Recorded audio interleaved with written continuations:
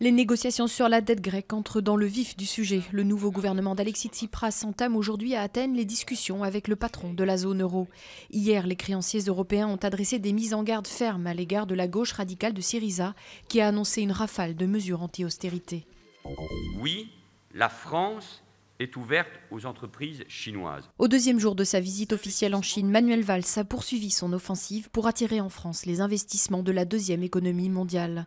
Le Premier ministre s'en est pris une nouvelle fois au French bashing devant les milieux économiques à Pékin qui ne doivent pas, selon lui, craindre le droit social français. Alors que les combats s'intensifient dans l'est de l'Ukraine, de nouveaux pourparlers de paix sont attendus à Minsk.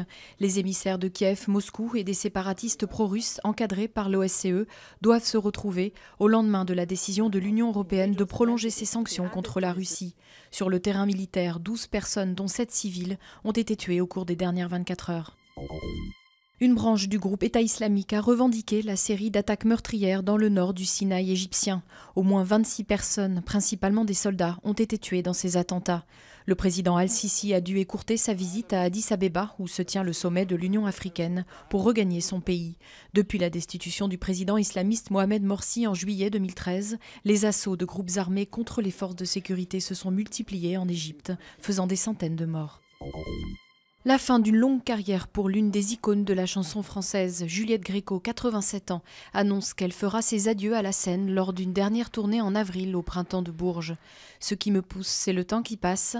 Il faut savoir partir joliment, a expliqué la muse du Saint-Germain-des-Prés de l'après-guerre.